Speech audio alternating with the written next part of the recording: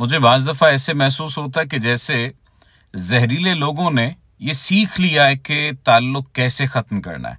ज़हरीले लोगों ने ये सीख लिया है कि अपने ऊपर इल्ज़ाम नहीं आने देना ताल्लुक़ के ख़त्म करने का।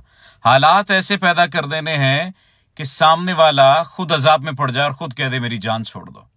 ज़हरीले लोग आजकल ये करने लग गए हैं कि वो ज़ुबान से नहीं कहते कि तुम मेरी जान छोड़ दो या मैं तुम्हारे साथ नहीं रह सकता या रह सकती, बल्कि वो हालात ऐसे क्रिएट कर देते हैं कि आप कहते हैं, आप हाथ बांध कर रो कर मिन्नतें करके कहते हैं कि ठीक है मैं गलत हूं, मेरी जान छोड़ दो। और फिर बाद में इस बात का इल्जाम भी आप ही के ऊपर लगाते हैं कि हाँ देखा, तुम तो चाहते ही यही थे या तुम तो चाहती ही यही थी कि मैं तुम्हारी जान छोड़ दूं, और अब जब मैं तुम्हारी जान छोड़ रहा हूं या रही हूं तो मैं अब तुम्हारे पास नहीं आने वाला। और फिर परमानेंटली वो जान छुड़वा लेते हैं।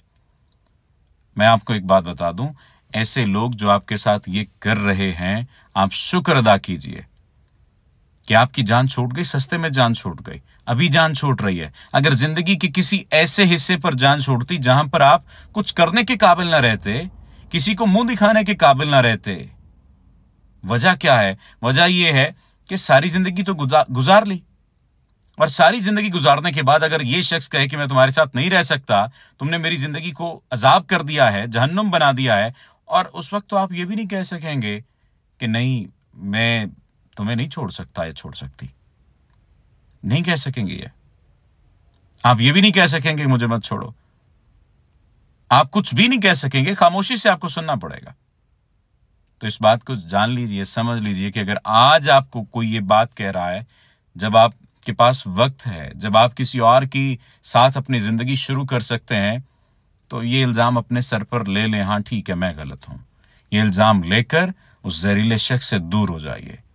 वो जाहिल अपनी जाहिलियत की वजह से आप जैसे अच्छे इंसान से अगर हाथ धो रहा है, तो आप अपनी अक्ल का इस्तेमाल क्यों नहीं कर लेते अपनी आइंदा आने वाली जिंदगी को लेकर।